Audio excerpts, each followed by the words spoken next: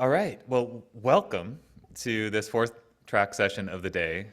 It's been a long, full day, so hopefully you're sustaining yourself with lots of snacks and caffeine and whatever else to combat both the long day and I know the jet lag that many of you are feeling.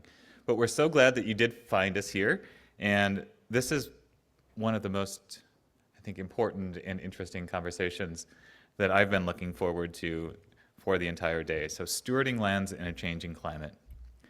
If I haven't met you yet, just a quick introduction to myself. I'm Sean Johnson at the University of Montana.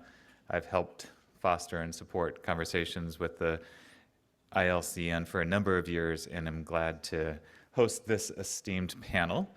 I also feel like land conservation and stewardship is complex enough, and that introducing a changing climate into the conversation just increases the complexity and introduces another level or another degree of difficulty for the work that we're trying to attempt to do together. And in response to that, I'm delighted to say that we've got what I think is probably the most charming, intelligent, witty group of panelists that we could assemble to help us work through that complexity and through that degree of difficulty. Why is this work so difficult? Just a few things to set the stage. Because the climate is changing, we're facing some real impacts in our landscapes, in our communities, that are really changing the game. Just going to name a few of those that are related to weather and hazardous events. So increased frequency and severity of wildfire is a big one that many of our landscapes are facing. It's changing the way in which forests and ecosystems function and has led to biodiversity loss in many cases. Second, we have increased flooding and changes in water systems. That's affecting ecosystems through erosion, habitat destruction, but also affecting food systems in our communities and livelihoods. And third, prolonged droughts are really changing the way in which we look at our agricultural production lands, affecting soil health and overall productivity. So just a few of the things in which we're facing in a more complex, more challenging stewardship and conservation environment. And so we need a more diverse toolkit, more examples of success, more ways in which we can build in climate resilient, adaptive approaches to address and respond to these changing conditions out in the landscape. And so what we've done for today's panel is assemble some of these success stories and case studies from around the world that give us a look at how different places, different communities, different practices are responding to the threats, the challenges of flood, fire, drought, and other climate-related impacts, and really building towards resilience in communities and with others. One of the other key best practices here is that we're really leaning into the nature knows best solution and finding both policy and funding opportunities for nature-based solutions, and reminding ourselves that those who have been on the lands the longest and have that long-term relationship with place are often very valuable partners and knowledge holders, and that the integration of indigenous knowledge and traditional practices can help us adapt to and respond to these changing climate conditions. So with that, I'm going to turn it over to our panelists here and invite first up Javier Beltran. He's the Conservation Director for the Nature Conservancy from Argentina. Javier? Thank you, Sean. Yep.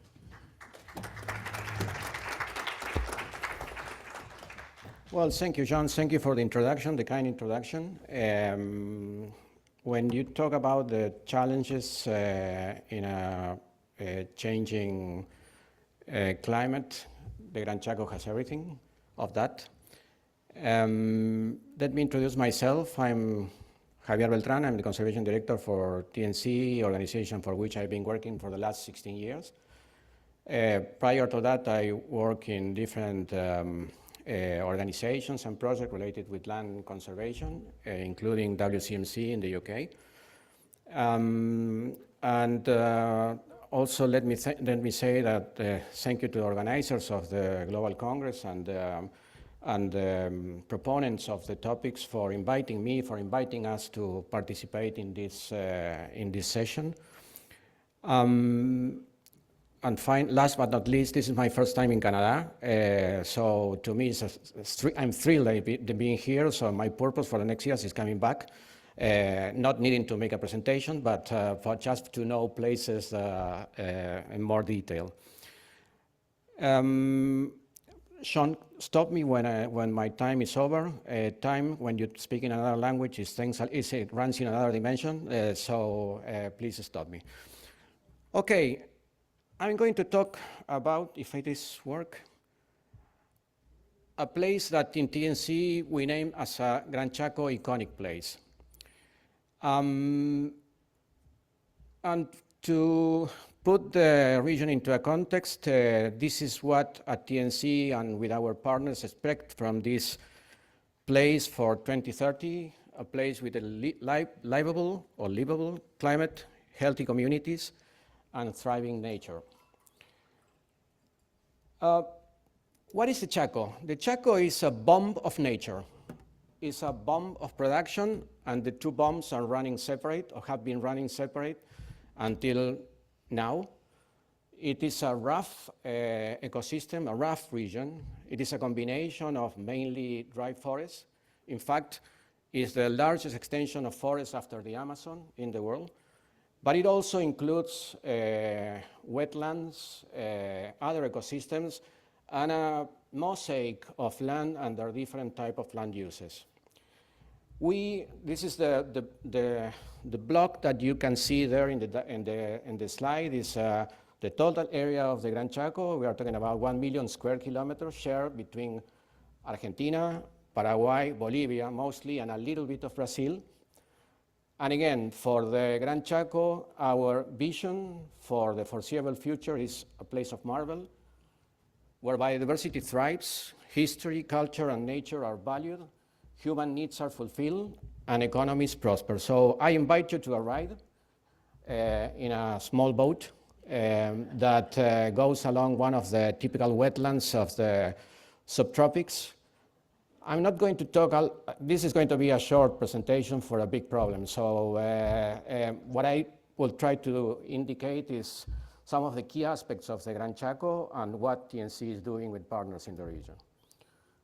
Did it stop? Stop. There it goes. What does the Chaco word mean? Chaco is a Quechua word which means hunting ground. So for the aborigines of the people before the Spaniard mainly colonization, this is a place that offers a bounty of resources. So they gather together to hunt brocket deer, to hunt tapirs, to hunt different game, and take it for fruit. So this is a rich place in itself. But it is so. It's from the biodiversity and cultural perspective, it's a stronghold. It is a place where approximately 7 million people live today, and now I'm talking about the Argentina Gran Chaco, which is 60% of the total Chaco. And little by little in the last 20, 30 years, it has become an agricultural powerhouse for soy, for beef, and for other products. And not surprisingly, as a result of this development, around 7 million of forests have been lost since, to agriculture since the year 2000. What TNC is proposing, can I have the water, please? Thank you. What TNC is proposing for the Gran Chaco? Well, TNC has 3 strategic lines in general. We have a strategic line which is called provide food and water. A second strategic line which is climate, mitigation and adaptation to climate change. And a third line which is protect. The 3 are we believe game changers for a place like the Gran Chaco. And the Gran Chaco is also a testing ground for a new concept that was developed by TNC and other partners, and is being used more widely, which is Gran Chaco as a foodscape. What is a foodscape? It's a distinct food production geography with specific combinations of biophysical and management attributes. By defining the Gran Chaco like this, we can incorporate all the realities in terms of production, which includes from subsistence farmers and subsistence growers of cattle to technify producers of soya bean, that is soy and beef that is being exported to markets like China or the European Union. And what are the conditions for a foodscape to work? Well, that landscapes are diverse, viable, and well connected, that the practices for productions are regenerative in nature, there is an enabling policy environment, there are localized incentives and opportunities for voluntary conservation and, of course, public conservation. Practices are well rooted in place, support livelihoods, and on an equitable manner, and there is a platform of partners that can share the knowledge widely in a creative way. This is the definition of foodscape, and that's why we are using this definition for the Gran Chaco to settle the action of TNC in the region. So this is, I will show you very briefly. Over and above, you see that when Sean was mentioning the challenges in terms of fires, drought, floods, flooding, etc. In the Chaco, you can find everything in different time, at different moment, or at the same time. So it's a very heterogeneous region, which has been colonized in order, for agriculture because of technification. No? Something that you should know is that the farming sector in Argentina is top-notch. So they have developed technology, GMOs, and all the tools and methods to put the seed and have soy from a place where they were not supposed to be 40 years ago. That's the Gran Chaco today, but it includes different land cover types, that you could see above in the first line, and two main threats that run together. This is very important to consider. We have direct habitat loss, and a more insidious one, that is habitat degradation, that is taking place in a more dispersed way. And so we needed to identify the recurring patterns in order to see how we address those challenges more effectively. And I will simplify this in three actions or three challenges to be resolved. One is the plain simplification and extinction of biodiversity. We are developing actions to combine protection approaches creatively. We believe that the Gran Chaco is underprotected. It's less than 4% of the total ecoregion, or the region is protected in the public system. But there is still a good possibility of combining a voluntary land conservation in private land, community-based conservation, and we are working on that very actively. We believe that by 2030 we could influence at least 4 million hectares under innovative protection schemes. We have plain habitat loss. That is a consequence of the technified agriculture. This is something that you could see. I used to use my binoculars to go and see and watch birds when I was young, to places that I now don't recognize. But really, the main difficulty has been that agriculture has become with a big effect on the plain disappearance of different habitat types. We believe that we can work together with technified producers and formalized producers in order to influence 3.2 million hectares with avoided conversion. So this is important for you to mention. The native forest law in Argentina allows for some level of land use change. We are prepared to make the farmers aware of the convenience of leaving forests, standing forests, in order to, among other things, basically get some income from carbon credits, among other things. And last but not least, we need to work across the forest matrix to reduce the insidious process of habitat degradation. Approximately 46 million hectares are nowadays with some level of degradation, and this is the area where you could see there in the, this is my last diapo.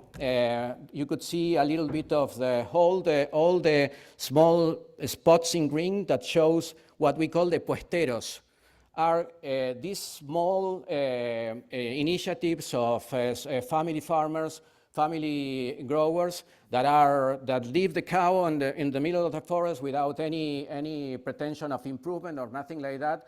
We have developed a system. I will show this a little bit. Sorry, you're not here. You hear nothing from when I begin. I can start again, but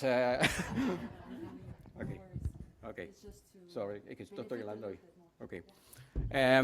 We have developed a model to basically make them more organized and be incorporated into the formal markets and produce heifers or a part of incorporating into the value chain of beef in the formal markets, basically. And we believe that we can do a big change in terms of making them formal and making them part of the restoration process by grouping family growers into a unified system to restore some of the land, make better use of water, make better use of pasture land, use some of the non-timber forest products as a forage. So everything is under this line. I can give you more details later on if you wish. I will stop here. I can speak all day or all afternoon about the Chaco. I must confess, for me, when I was mentioning this, no, when you cherish for a place, you know that always when somebody stood in front of you, this place is unique. Every person in a presentation says this place is unique. Well, this place is unique to me. And the reality is that when you cherish a place, it's difficult to combine your feelings and your language when you are using your mother tongue. But nevertheless, I hope this was clear. If you have questions, please formulate, and I will try to answer. And thank you very much for your attention. Thank you. There you go. Thank you.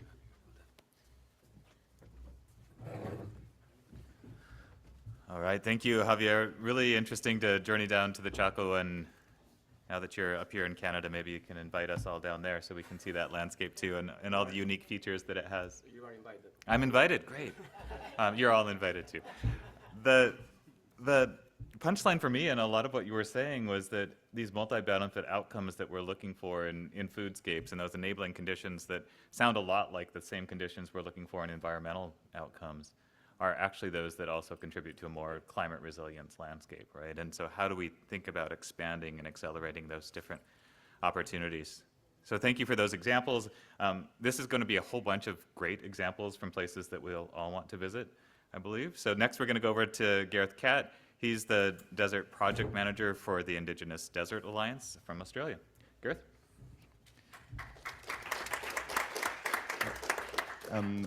Can I use this microphone? Will this work? Because I'll probably wander around a little bit because, you know, it's that time of day as well. I might do a fair bit of it just down near the screen, if that's okay with everybody. First up, just a quick acknowledgement for the Wendat welcome that we've had here. It's really nice to be welcomed into this place, and it's been great being here and seeing everything, and being welcomed with your ceremony this morning was really important for a lot of people that are here, so thank you. I'll be talking a lot about the work that I do with Indigenous people in Australia. I'll save everybody the awkward conversation later. I am a non-Indigenous person. I won't be speaking for people, but I'll be speaking about the work that we've done collaboratively over time, and I'll go into that as best I can, and I hope I don't misrepresent any of the people that I've been working with for quite a long time, because they're very important to me. And they do come from a very unique part of the world.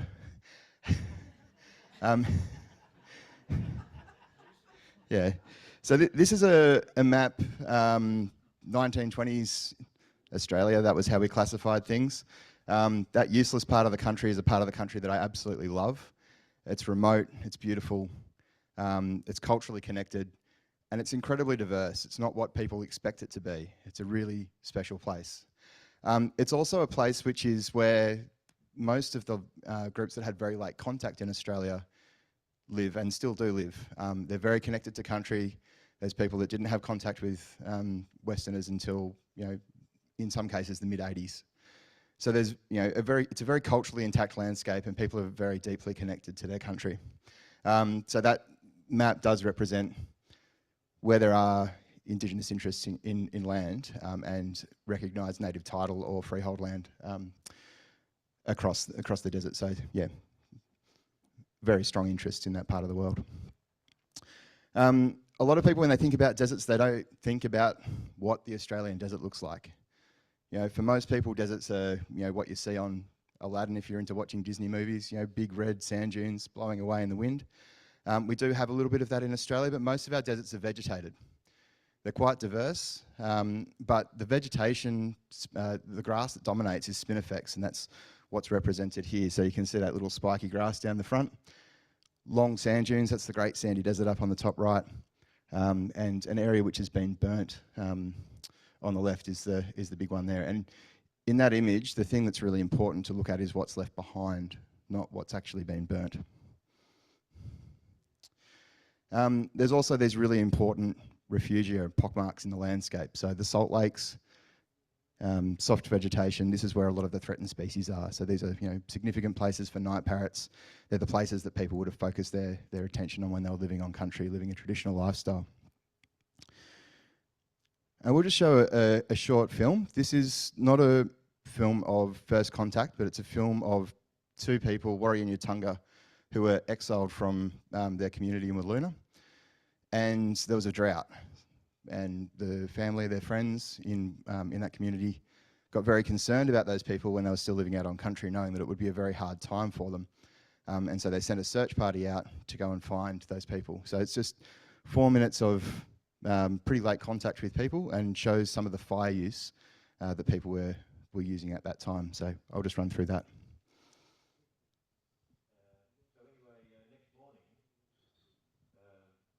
Early we sighted another smoke, and well, we knew then that at least one person was alive. We didn't know whether both had survived. So we drove a short distance and crested the sand ridge. There we could see a series of smokes about half a mile away, moving to the east. There was obviously someone lighting fires, and then when we put the binoculars on, we could see one figure, just one naked figure moving, setting light to the spinifex. So Mudjon was so excited he couldn't resist. He plunged down the sand ridge and headed off towards the figure. But the figure was moving to the east, and Mudjon had to change direction. As he walked, he set light to the spinifex. Somewhere out there, through the smoke haze, a figure wandered, just beyond their reach. It was a moment of incredible tension. The past few weeks had been building to this moment. After the emotional highs and lows of the preceding days, the suspense was almost unbearable. They still didn't know if both had survived. It was a funny sort of meeting. Even though they'd been old friends, they didn't rush forward and clasp each other's hands, as perhaps we would do. They stood back 20 feet or so and stared at each other for quite a while. Then obviously there was some form of communication, and they closed, and then they both walked towards us.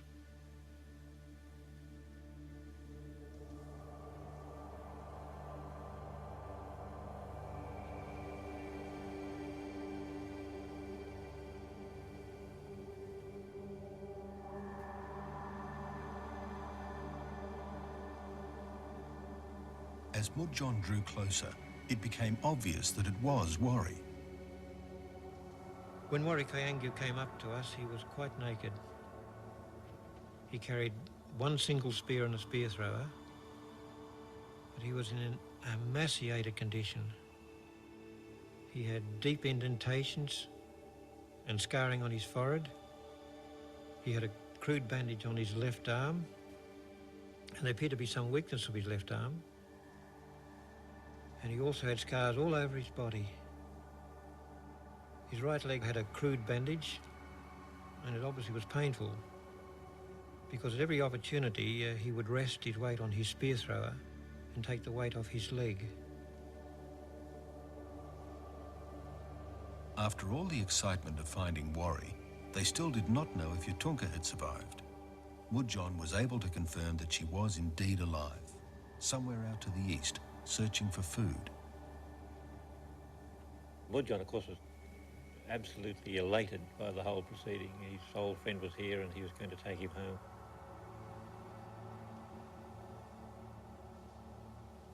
Mudjon's joy was complete when finally Yatunka appeared. She emerged carrying a coolerman full of bright red quandongs. She approached the party with a great deal of nonchalance, as if it were a daily occurrence to see this much activity at their camp.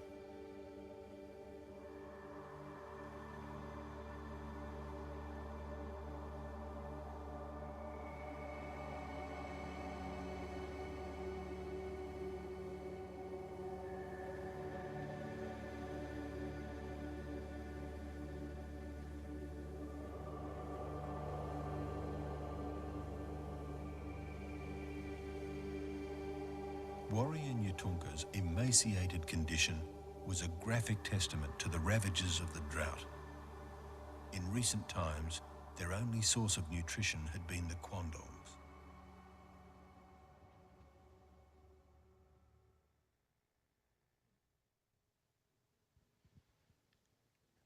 I've watched that clip, I don't know how many times, and every time I watch it, there's another layer that comes through on that for me. And the other day, watching this back before putting this presentation together, I realised how good the condition of the country is that they're in when it's being described as being in drought. Desert drought now is real different. It's all of that spin effects would be grey. But the reason that I used this clip is those quandongs, those fruit that they were persisting on, that's a fire-sensitive tree. They're burning with very little regard for the impact of the fire in an extremely flammable environment and persisting on a fruit which comes from a fire-sensitive tree. So the landscape change that we've seen in the Australian deserts over the last, 40 years, 50 years, this is early 70s, is incredible. And the scale of that change can be displayed pretty graphically when you look at some of the fires which are happening in the Australian desert now, which go very much unknown, even in our own country. So, look up here, Worry and Yatunka Hills. So this is the eastern side of the Birriliburu IPA, what's now the Birriliburu IPA, on the edge of the Gibson and Little Sandy deserts. That's a fire that burnt for 3 weeks in 2012, ended up covering 2.4 million hectares. Pretty substantial bit of country. I think there's a lot of lessons that can be learned from the Australian desert, and it's really one of the places that I see as being a bit of a canary in the coal mine that we've kind of been ignoring, because these people couldn't have persisted if these fires were the norm when they were walking around on country. It's a fire-dependent landscape, but people interacting with that landscape is what shaped it and maintained it. And you can see that this requires a little bit of interpretation for those that aren't familiar with looking at fire scar maps, which I assume is most people. This is an image that was captured in 1953. So they were flying or shooting rockets from a place called Woomera, which is, spear thrower is where it gets its name from in South Australia. They were shooting them up into the northwest of Western Australia as a part of the Blue Streak rocket test. It's a bit of a fun game that the British military like to play in the Australian outback. As a part of that, they flew 10 years before, they flew aerial imagery all over the desert. And what they weren't intending to capture but did was the very intricate fire patterns that people were leaving behind. So the dark areas of this image are spinifex, remnant vegetation. The light areas are areas which have been burnt. And then there's sand ridges which are running, effectively diagonally through the image there. So this is the Great Sandy Desert where you've got very long sand dunes. So you can see on the right-hand side of that image a very straight line. Now that's a line which is made by somebody walking with a jungie with a fire stick and very carefully putting fire into country with a southeast wind. And you can see towards the middle of the image there's a much fainter, older fire scar where somebody's burnt on a northwesterly wind. Some paler patches that have been run back into those larger fire scars as well. So people burning very intentionally and repeatedly over time. You can also see, middle of the image, some small pock marks. They might be signal fires or small hunting fires. people using the smoke to communicate as they were travelling through country.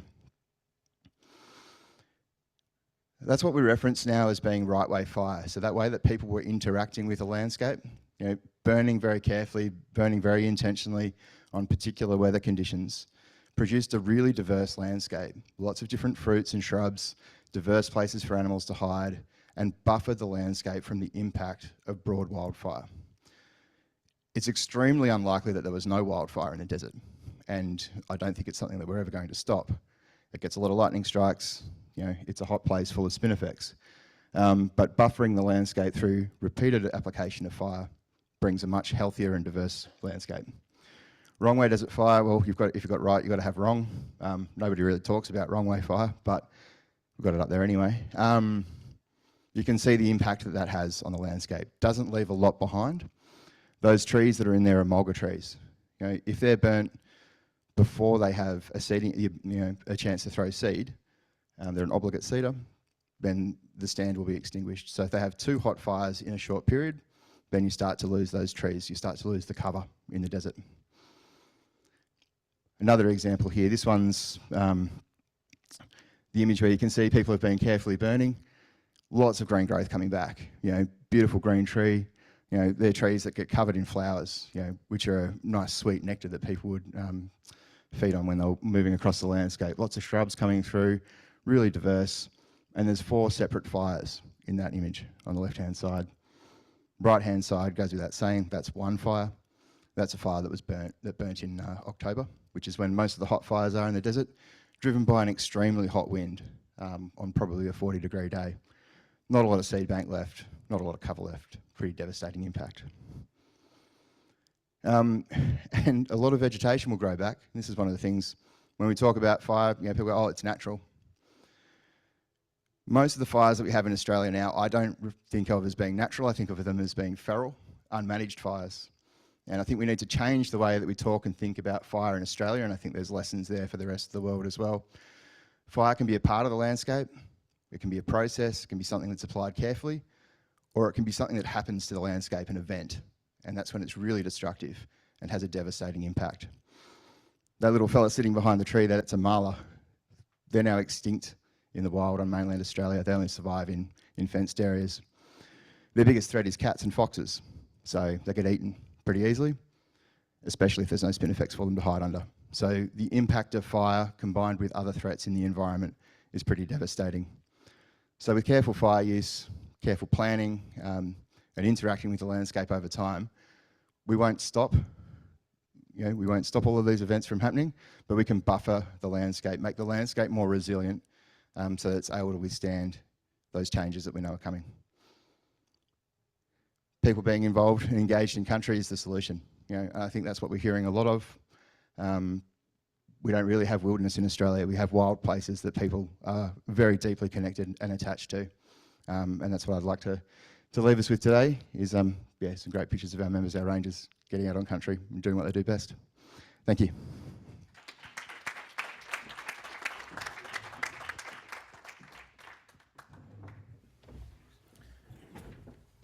Thank you, Gareth. Really great presentation, really moving video, and really just that invitation to think with fresh eyes about our relationship with fire, and that it's a lot more nuanced than it has been historically and needs to be moving forward, and that relationship comes from not just thinking about what we can learn from each other, but from those who have been on the landscape for a long time. And I think you represented that story really well, so thank you. Want to turn to our next vignette, and this one's coming from Jody Gunn, another Australian. I think the part of the landscape that you're from is characterized as being very unique and rich in meaning for you personally. Jody is the Chief Executive Officer of the Australian Land Conservation Alliance. Thanks, Jody. Thank you, Sean. Indeed, very unique. Thank you. You can pass it along, that'd be great, thanks. It is an amazing part of country, and I would like to acknowledge the lands on which I live and work, the lands of the Wurundjeri people of the Kulin Nation, and those of the countries that I've had the privilege of working and living on and partnering with many people on across Australia. And also thank you for the very warm welcome today. Being here is a real opportunity and privilege, so thank you for that welcome last night and this morning. Centring you where we are, and I think Gareth has already really done it, the job of this, but Australia is, one of the driest of all inhabited continents. There's a lot of variability in rainfall, in temperature climates, right across the country and including from year to year.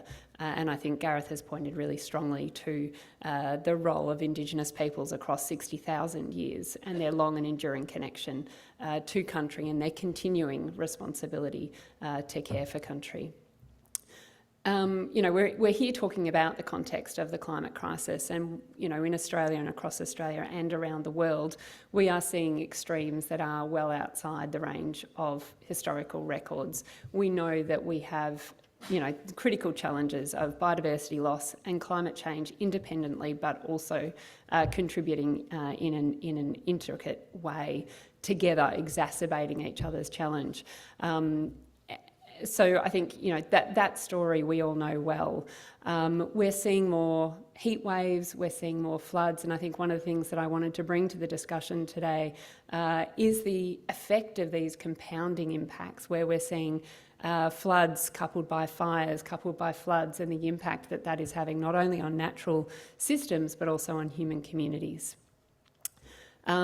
Thanks for the introduction, Sean. I am the CEO of the Australian Land Conservation Alliance. I'm not going to talk much about who we are. You'll hear more about us as an alliance tomorrow in the last breakout session, but we are a peak body that represents organisations that work to protect, manage and restore nature across privately managed land. And I just wanted to reflect on that in this context, that there are many people, many organisations working right around Australia who are on the ground dealing with these challenges and opportunities day by day.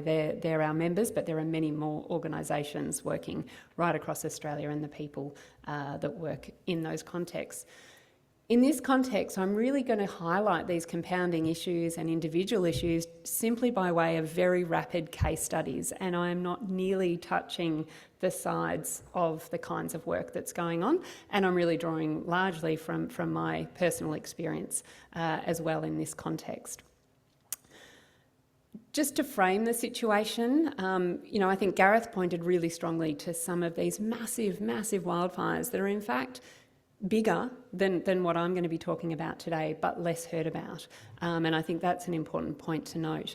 But many of you will have heard of the Black Summer bushfires across Australia. And I know here in America, across South America, many other parts of the world, we are facing these major fire catastrophes, which are often followed by, major climatic changes, droughts, and other climatic systems.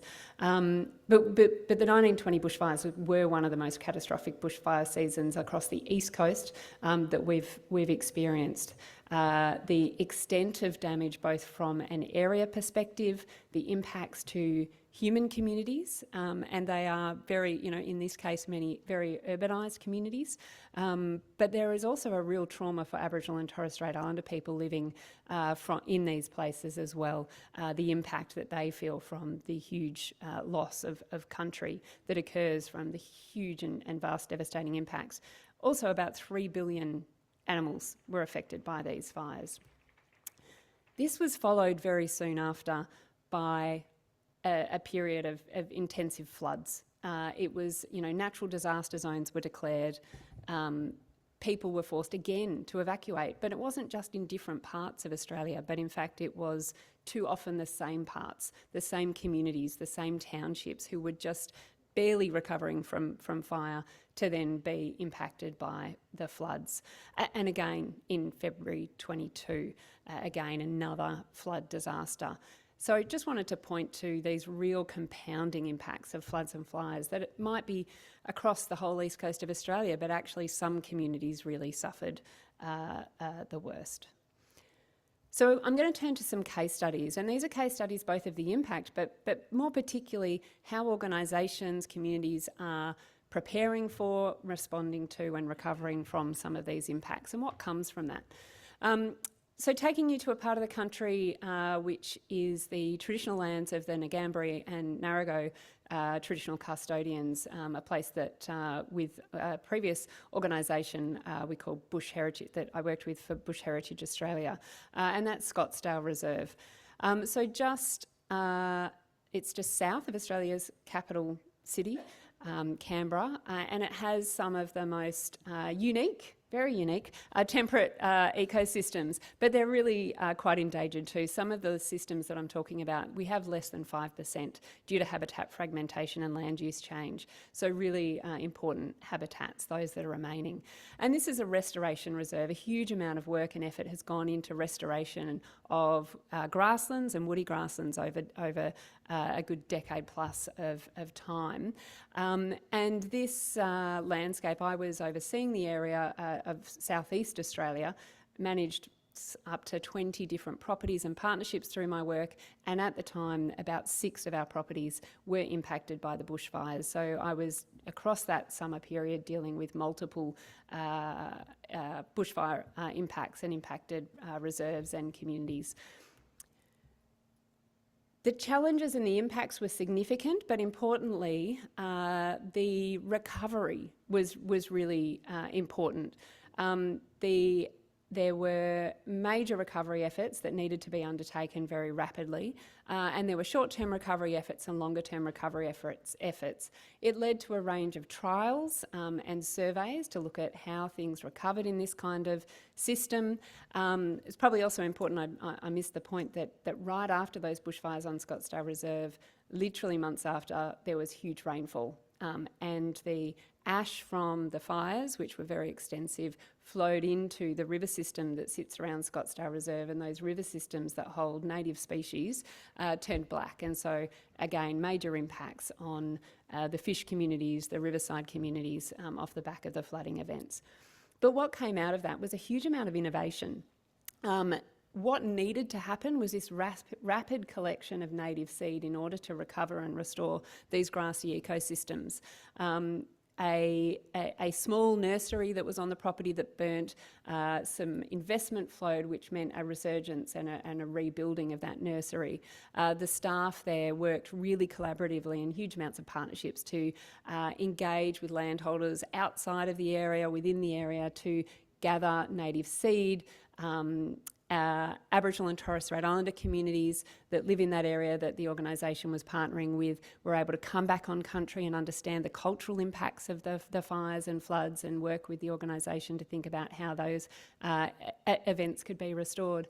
I think the other profound learning for me and for my team there, the immediate recovery was to very carefully hold the reserve safe. There was a whole lot of infrastructure damage, a whole lot of impact, and we needed to make safe this location. This reserve was one of our highest volunteer reserves. We would have tens of people coming through every day, volunteers who worked there for 10, 20 years over a good period of time, cared for the reserve as much as the paid staff did. But we had to protect human life and property in those early days.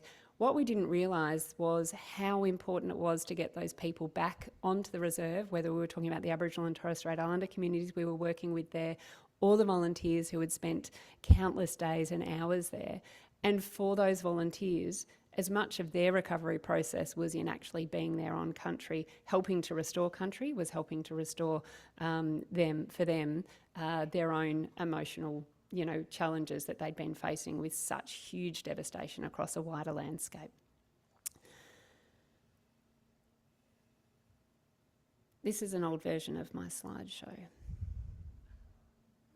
Okay. What I want to talk to you about now is a future-proofing example. So another property that I used to work on was called Nardu Hills Reserve. This property it's also a wooded grassland. It occurs in Victoria, a different part of Australia. and again, a huge amount of work undertaken on this reserve. It was observed over a period of time that we were losing tree species. So there was about 6 years of high impact weather conditions, and those weather conditions meant that we were having species die off of particular eucalypt species. So we did a whole lot of research to understand the impact of that species die-off, and undertook a really innovative project which was looking at a climate-ready restoration piece of work. There's probably not much point going through those because they're not quite... There we go. So the future-proofing work was actually looking at a climate-ready restoration activity. So looking at climate scenarios, doing some climate modelling, looking at where across the broader landscape we were observing different temperature conditions, different climatic conditions that would be similar to what the modelling showed this particular location was going to experience. Then the whole lot of work was undertaken to source seeds from those particular climate scenarios where we knew that in the future that climate would be adjusting to, and undertaking a whole lot of replicated planting activity and restoration activity. And this is a 50-year project. This isn't a short-term project. So this is going to require a lot of ongoing monitoring across many, many decades, looking at the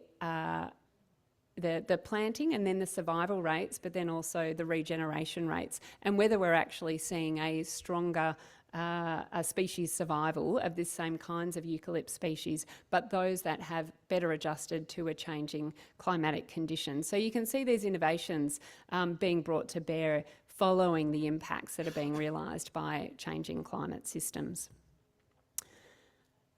It's also wanted to point to the human side of the work that we do. So another organisation called Landcare Australia undertook a series of research to look at how resilient communities are being built through on-ground work, whether it be restoration, whether it be conservation. And so this particular survey, this research report, which is available online and you know, I'm sure given the work that all of you do would be of interest, looked at the wellbeing benefits of participating in a land care movement, and that's land caring activities at a local level. There were a survey of more than 1,000 land carers, and you know, really the key takeouts here is that a high proportion of these people feel more connected to people, to community and the environment when they're undertaking these kinds of activities.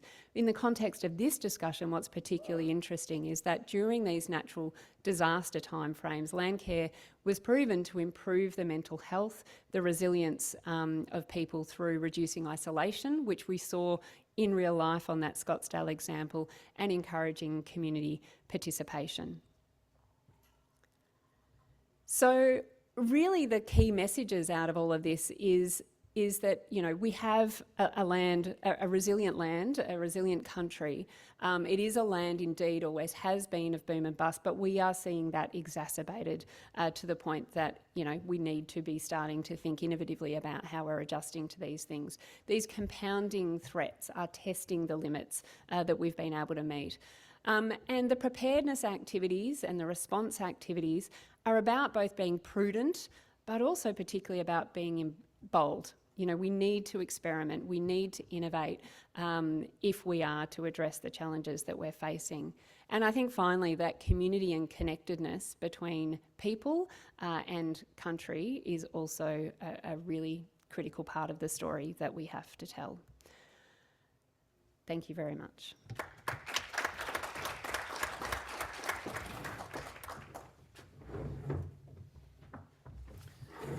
Thank you, Jody. Really great examples. It was almost like getting 4 panelists in one with all of those different examples from different regions of the country.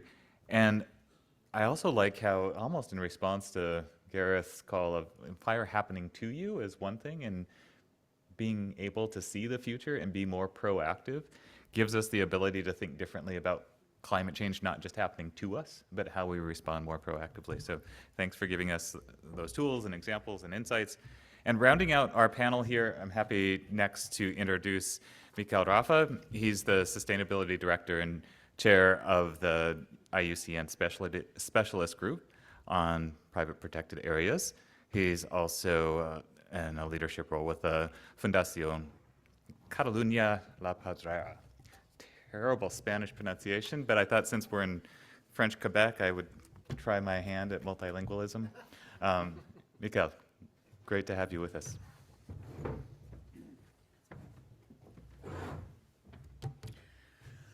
Well, thank you. Well, now we are going to move to another part of the world, which is also unique, of course. It's the Mediterranean. And I'm going to talk about how we are turning a problem, a big problem that we are facing, into an opportunity. This is an image of what is a fire in the Mediterranean until, let's say, 30, 40 years ago. The Mediterranean ecosystems has been adapted to fire since the whole history. Especially the humans has been using fire also since the prehistorical times, and especially during the Neolithic times until the present, to burn the land for grazing, for hunting, and the vegetation has adapted to this. So fire is a part of the ecosystem. And as you can see, this is a low-intensity fire. This is a man-made fire. And even the trees in these kind of fires cannot be affected. They survive, and after a few years, it's recovered, and even the nature is benefiting. Many species are related to this, etc. But in recent times, the situation has changed. Now we are facing more destructive fires. The energy that these fires are burning is extraordinary, and there are several reasons for that. Probably the main one is the change in the landscape. Many of the traditional landscapes, which are a combination of agricultural and forest lands, has been abandoned. So the people are moving into cities. There is more industrial, intensive agricultural lands. But the rest of the land, which usually are mountains, are again recovered by forest, new forest, young forest, with a lot of density of trees. It's like a hair with plenty of.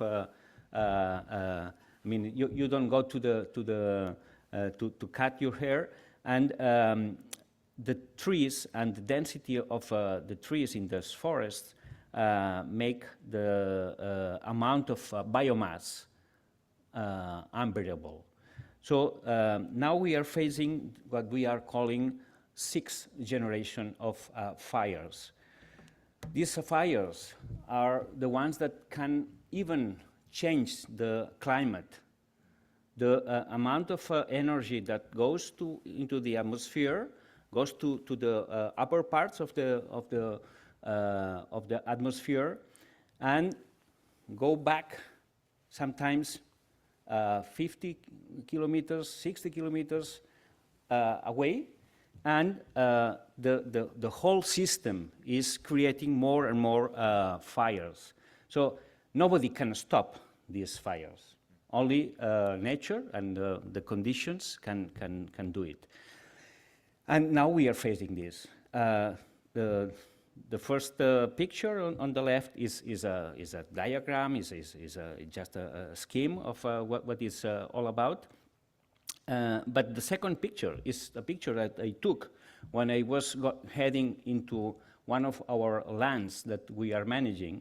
And as you can see, the pyroclast, it's the name of this cloud, is already being formed. So that's something that is already happening, and we are facing these extraordinary, powerful fires, which are, of course, in a place that is not like in central Australia or even here in Canada.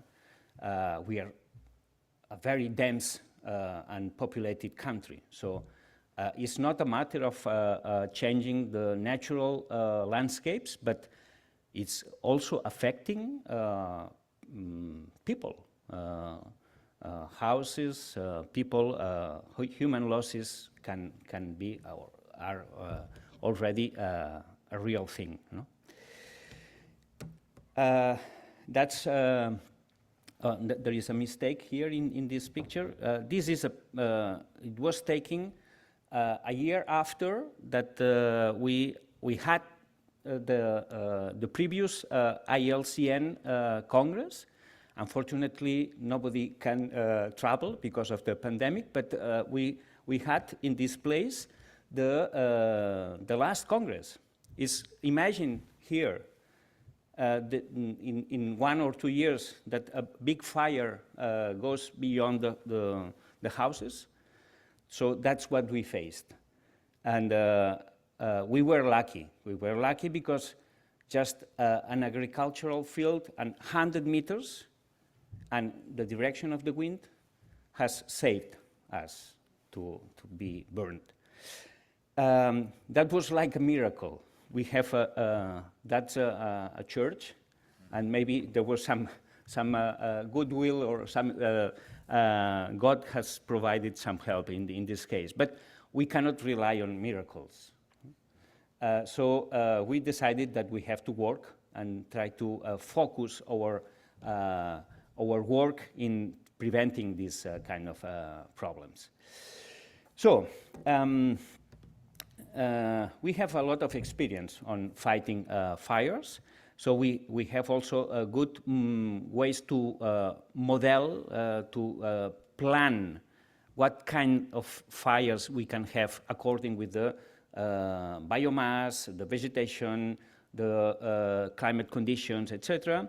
And here you can see a map of the Iberian Peninsula with 3 different areas.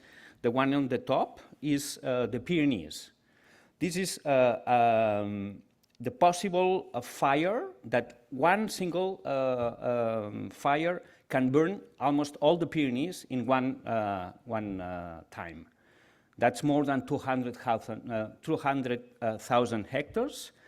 And the conditions to have this fire has been in the last few years several times. By fortune, nothing has happened yet.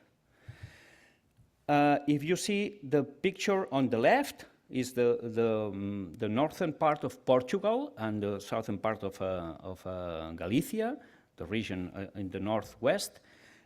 This is the fires that has been made this summer, last August. So they were burning almost the same magnitude that we are fearing for the Pyrenees.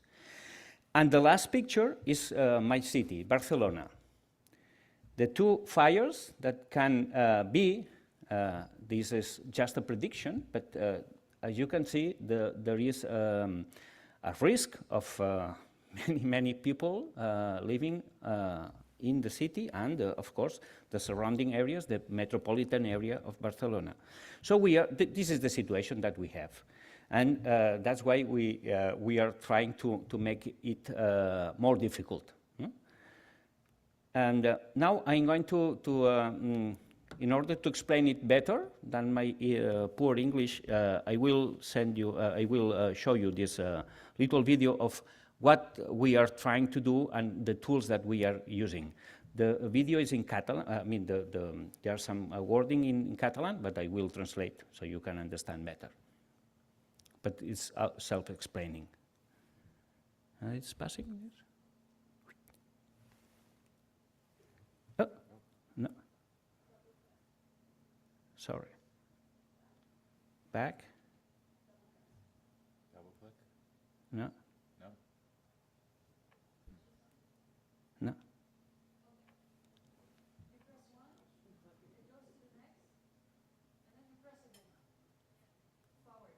No.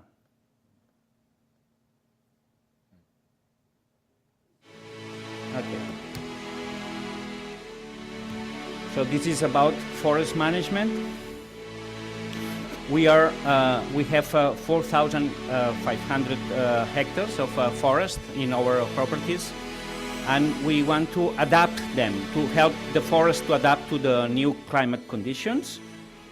We have some priority areas, 5 in the region.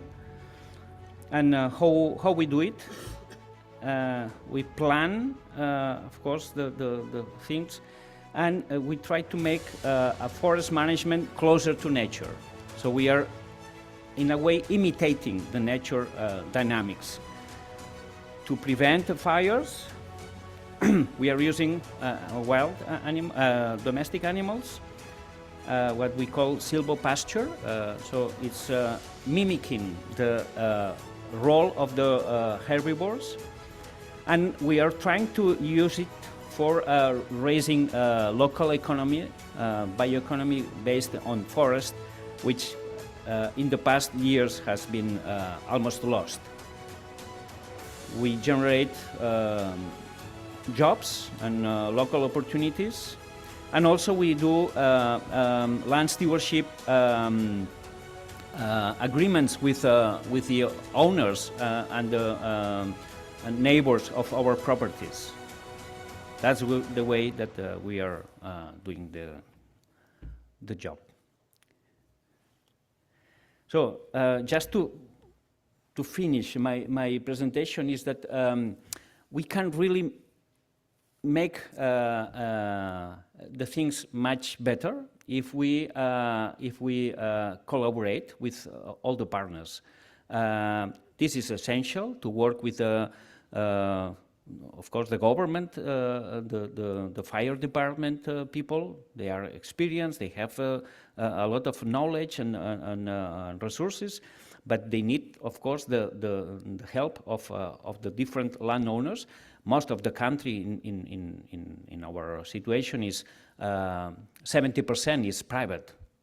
So we need to work with landowners.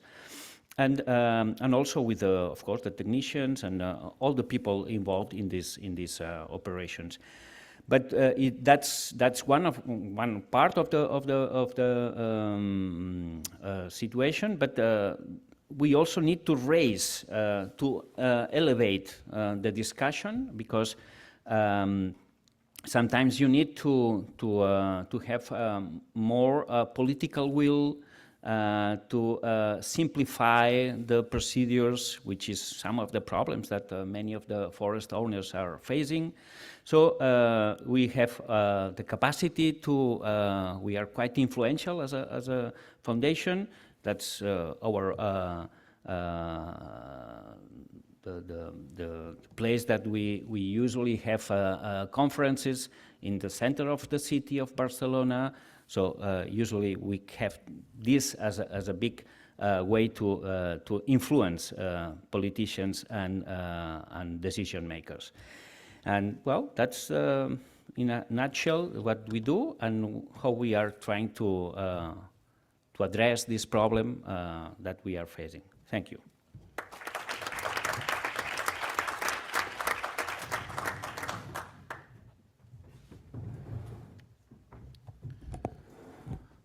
Thank you, Mikel. This is daunting work. I am trying to think about the scale, the severity, the frequency of the challenges that you guys are facing, and also appreciate how you're navigating all of that. I'm going to start with a question myself and then open it up to the community here for any questions that you guys might want to bring forward. But for me, it's really about, in the face of all of this, and I think, Mikel, you said we can't just depend on miracles moving forward. This is something that is going to require us to be more proactive and to think differently about our relationship with each other and with the land and with fire and drought and flood. I'm curious to know, in the face of that complexity and the challenge and often the despair that comes with thinking about climate, and the fact that we feel like we need to do this work more urgently, even in the face of more complexity, what gives you hope? What inspires you? What keeps you optimistic about the work and the work that you're doing in community and in partnership with others? Someone want to jump in on that? Jody? I think an easy, is that working? Yeah. An easy one for me that gives me hope is people. It's all of you in the room, and I think that's the discussions that I've been in, the panels that I've listened to, comes back often to people. And I think one of the things that I really value about the work that I do in private land conservation is that it is about people, and people are the heart of that, and that people are innovative and people are motivated and can be motivated, and that there is an inherent connection of people to country, whatever part of country or land or community that they're from. So that's what gives me hope. May I add that sometimes the problems, the big problems, unite the people. So if the problems are little or partial, well, I mean, humans are like this, no? They are people that think one side, the other. But if there is a real big problem that is common for everybody, it doesn't distinguish between political will or if you are rich or poor, then the people are more united. So I think that that's one of the lessons that I've learned, that in face of these problems, people are just not arguing with each other. It's much more easy to get consensus. It's much more easy to find and explore solutions, even if you are not really convinced that these are the right ones. But we have to do something. And that's the way that I think that we can use these situations to get more opportunities. I think in your examples you also, that's the, I think one of the good things that I mean, of course nobody wants to have big problems in face of you, no? But well, once you have it, you have to look at the problem and say, okay, we can. Great, yeah, thank you. Gareth or Javier? While Gareth's picking it up, can I just ask a logistical question? Yes. Folks at the back, if the video I sent through does end up working, or you can get it up, could you just give me a wave at some point? Thank you. I think Robin. Got my own mic. Or does this one work? Yeah, good. I do have my own microphone. I think the thing is that the solutions are really human and they're really tangible and they're right in front of us. And learning from the landscape, the country, the people that are connected to place, and engaging with different ways of doing things, you know, it's actually really fun. It's really exciting. It's a whole lot more fun than what I do now, which is mainly talk at conferences and go to Zoom meetings and write emails. But getting out and being engaged in the landscape is where there's a hell of a lot of meaning, you know, for anybody who does that. And there's huge benefits from doing that, not just for country, but for people as well. So seeing the benefit of that gives me a lot of hope and, yeah, a lot of pride that that's something that we can achieve together. I don't think you're going to say anything really different. I think it's a real opportunity to do things right in a combination of different sectors, of different people, different approaches. And I would follow what Miquel said. He said fire and water, fire and floods unite cultures and resolve differences right away if you manage them well. No, that's for sure. We are doing that in Patagonia too, and it's clear that any difference between, I don't know, the Mapuche people, the rural society, etc., are being resolved little by little, basically by finding common solutions to fires. Don't pay attention to who is the owner of the land or who is claiming for the land. Well, thank you guys. If you guys are all hopeful, that gives me hope because you're in the middle of it. I'm going to come out here and just facilitate a Q&A with the audience now. So bring your questions, your examples. Yeah. Miguel, I have shivers through my spine when I see those goats go out onto that country. And because Australia is a land of feral animals, I think we Gareth would know how many, I think it's 1 million feral camels we have in the desert. I may have got that completely wrong, but we have feral horses, we have all sorts of animals, but goats are, from an Australian perspective, are terrifying for erosion. So I'm very interested to know around the management of those animals and around public-private ownership in that country, and who's going to manage them so that they don't become a destructive force while trying to solve another problem. Yeah, yes, it's true that goats in the past has been always considered to be a problem for the soil especially. And I think it's just a matter of finding the proper equilibrium. Let's say 50, 60 years ago, the erosion was a problem in many of our areas, and is still a problem for instance, in North Africa, in southern parts of the Mediterranean. But in the northern part of the Mediterranean and in my country, they almost disappeared. It's very difficult now to get to see the herd of goats or even sheep, because they are getting into farms, so they are not grazing anymore in the wild areas. So it's just a matter of equilibrium. So we just suppress the herbivore function almost to zero. So, of course, the vegetation is also working. I mean, it's nature. I always say nature is working 365 days. No, I mean, it's always working. So we need to counterbalance this, and herbivores, and this is a role, an ecological role that we need to substitute. Of course, we can also talk about rewilding with I mean the wild herbivores that we have. We have small herbivores compared to the past, but of course it's not always possible in a very dense populated areas. So I mean domestic herbivores are the solution, and of course these are managed by persons, people, usually young people who are going back to these areas and trying to find a way of living, producing cheese, producing good quality products, and that's something that is, let's say, counterbalancing this. And by the time being, there is no problem of erosion.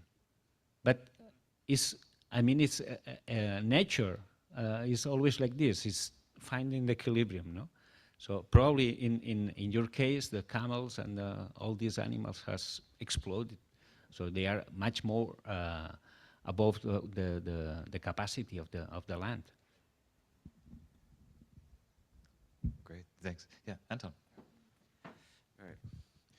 Yeah, I was intrigued by hearing that on these traditional practices in the Mediterranean and in Australia, that they actually reduced the severity of fires and had a beneficial effect ecologically.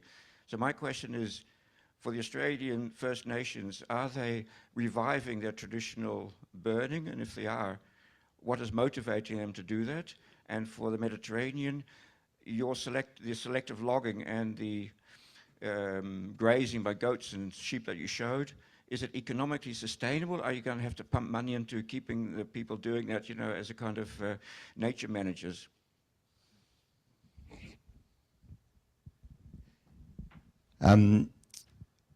People will always be motivated to look after country. You know, practice was disrupted by colonisation and, you know, land use changes with Europeans coming into Australia, and that had a, you know, people actively being, you know, chased off country and punished, often with, you know, pretty severe consequences for carrying out traditional practice. But that practice has always been there, and the landscape's always needed it. So that being revived now in response to, you know, particularly those big climate disaster-driven fires that we're seeing, is something that's, you know, that's obviously motivating it. Northern Australia is probably the best example of fire management, I think, anywhere on the planet. There's a savanna burning carbon methodology for carbon emissions abatement, which is supported through the government carbon credit scheme, and that's driving huge change in the fire regime up there. So fires have gone from being extremely severe annual late season fires that were totally consumptive of the landscape and really damaging, to actively put into the landscape by people engaging in the landscape using all sorts of traditional, cultural and contemporary techniques. And it's seen a massive shift over the last 15 years. So there's a real motivator there for people to connect with the landscape, and there's real evidence that it does work. So. Yeah, and I think just to build on from that, a tangible example is the engagement, and we were just talking with Vicky Parsley, who's also here at the moment, that fire authorities are now not fully, but more effectively engaging with Aboriginal and or Torres Strait Islander communities in prevention consideration, but also in working with them to support and apply cultural burning practices, including in urban and regional communities. We're also seeing private landholders, of all shapes and kinds, starting to better and more effectively engage with First Nations communities around cultural fire practices for the support care of lands that they might be stewarding. So we are seeing much more meaningful partnership and response. And I think it goes to your point that, a lot of that, in more recent times was triggered by big disasters. Vicky's in the room and would be also great to talk. She just left before, but she'd also be great to talk to about where and how that's being practically applied in a meaningful way. Yeah, and for the second part of the question related to the forest management in our conditions in the Mediterranean, by the time being, they are not sustainable economically. So we need to, we have been losing 50 years of no management, or almost no management in these landscapes, in these forests. That means that now we need to speed up the process. We need public money or private, in our case, Fundació is providing money. But we are trying to, at the same time, recover the bioeconomy related to forest, which has been lost. Now there are opportunities like biomass for heating. There are new opportunities for construction, building. Using the new technologies of construction that can help that the forest products can be more productive, and so after all, the balance of the forest management is become more and more productive. So we are getting into this point. We are in the process to recover. So every operation that we do, especially if we had some activity in the last few years, the next one is more productive. So we are getting into the point, at least not to losing money or not to using more public funds for this. But by the time being, we need to pay for it. It's not yet sustainable, but we are in the process. Great, thank you. It looks like maybe the video was up. So, yep. Do you want to introduce it? Just wanted to talk, some of the case studies that I gave were about conservation organisations. There's also examples of innovation from First Nations communities. And I also wanted to just show as well the innovation and consideration being applied in a productive landscape context. So this was a video that we recently produced, and the landholder, Claire, is in the room if you want to speak to her afterwards as well. Thank you. There are 180,000 farmers in Australia, and we feed 60 million people worldwide. We need to feed a hungry world, but we can also feed a hungry world by farming in a sensitive way with nature. Habitat loss is a huge issue and we need to turn it around.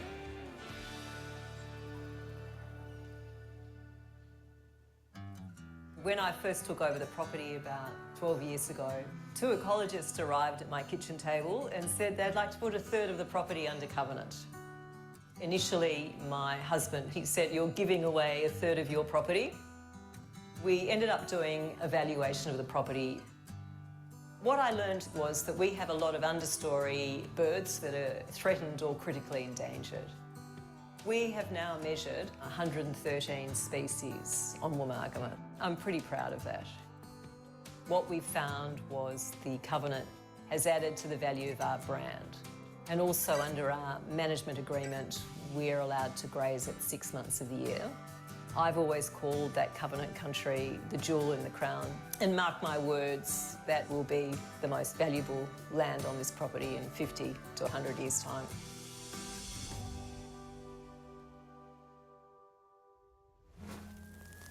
I remember on the 1st of January 2020, the fire front was about 3 kilometres from here.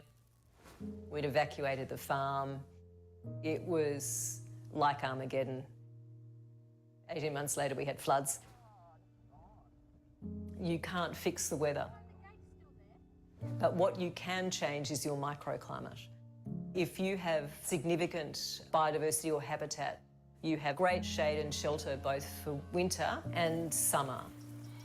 You reduce the most cold days and the most hot days for your stock. That can really quite substantially improve the health and resilience of your stock and your landscape. The covenant fits in absolutely perfectly because you can preserve biodiversity and be a profitable farmer at the same time. We have accredited grass-fed only beef through the Never Ever program. We have wool accredited through ZQ Merino, and there is a price premium for this product. Australian farmers are some of the most forward-thinking in the world, and farmers are in the box seat because we own large tracts of Australia. I think that this will become more and more popular as people understand the benefits to their farm, the benefits to their bottom line, and the benefits to the whole environment.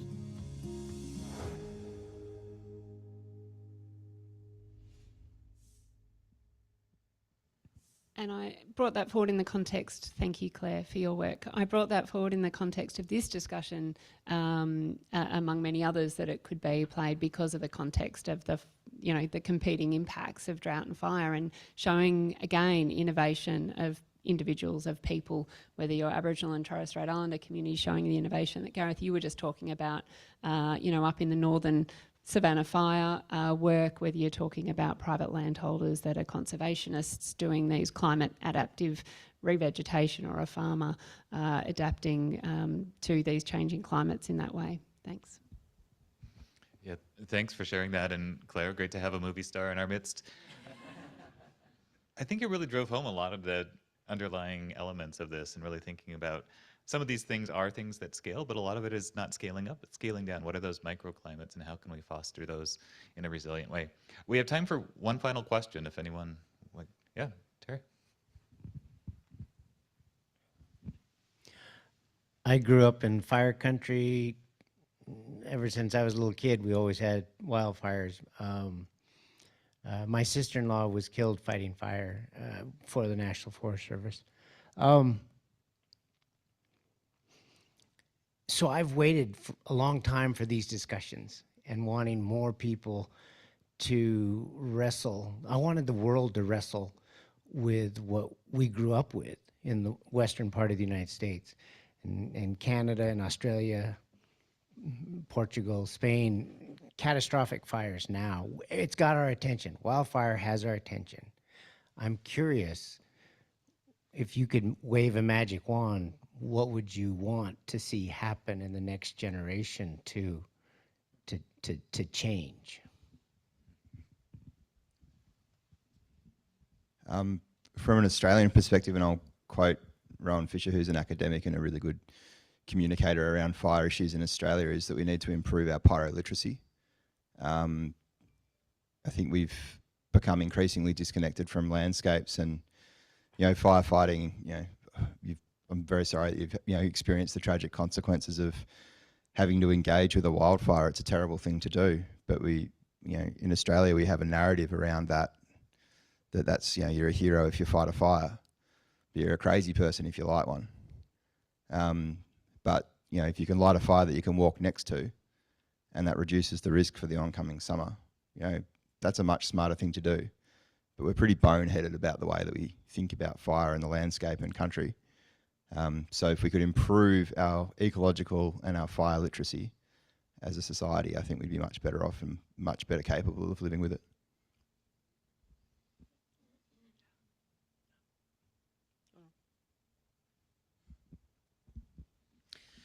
I think the message is that fire can be a friend.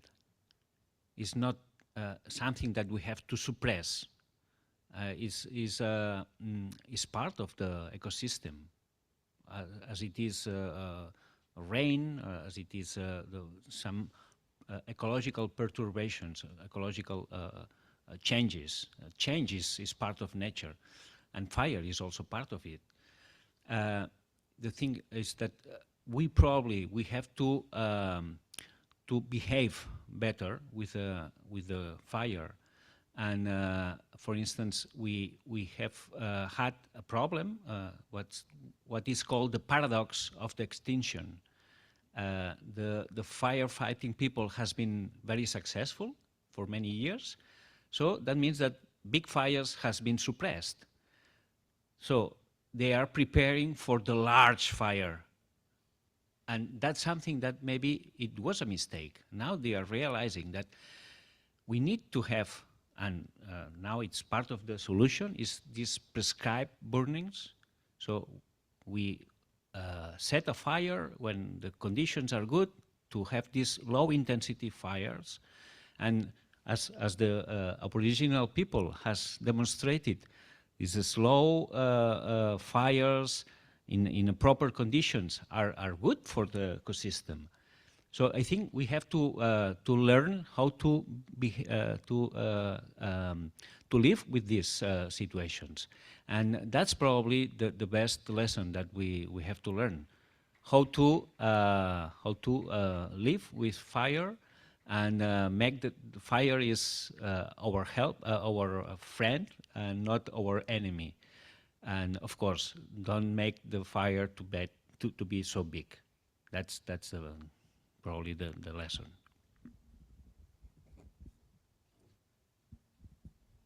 I think that me as a biologist and basically a person who was formed in a kind of a tradition of keeping things green or virgin or untouched, and then little by little seeing that, well, some interventions, the Western conservationists are more or less, have been more or less focused on basically is keeping things as they are, no, and as kind of churches, like the church that was mentioned, Sean. And I think that we are facing now that grazing is not bad, domestic grazing is not bad, we're doing right, agriculture can be regenerative, things that fire is a friend. But there is a gap between demonstrating what you believe can happen and what it actually happened at the ground, in the ground, no? Particularly if you need to keep the people working in the farm or staying there, no? Next generations are more aware of these things. Well, some of the next generation, not all the generation are aware of the same thing, but they are more aware about the difficulties in terms of the environment. But we need to act now. No, if not, there won't be a lot of chances to change the fate. But I'm optimistic, and I think, well, what I can see from here and other examples, change is on the move, and it's a positive change. Well, thank you that was a great closing question, Terry. Just thinking about, as we're looking to the future, we're getting new technology tools that are helping us imagine future climate scenarios, but maybe what we haven't thought enough about is what does our relationship with each other and with fire look like in those future scenarios in that next generation, and that probably is going to necessitate a paradigm shift, a mind shift in that relationship. So just thank you for the questions, thank you for the expertise and the case studies and the insights and the tools that you shared with us. Let's give our panelists a final round of applause.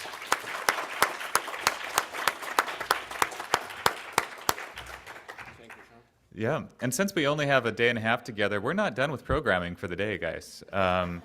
We've got much more ahead of us. We've got a half-hour break and then a quick preview of the rest of your evening. 6 o'clock, cocktails and hors d'oeuvres. Here it is, 6:45 to 7:30. We've got a Conservation Visionary Award ceremony, followed by dinner, and then exactly 1 hour of networking and socializing from 9:30 to 10:30. So that's what we're going to be doing together for the rest of the day. Look forward to the conversations with you all.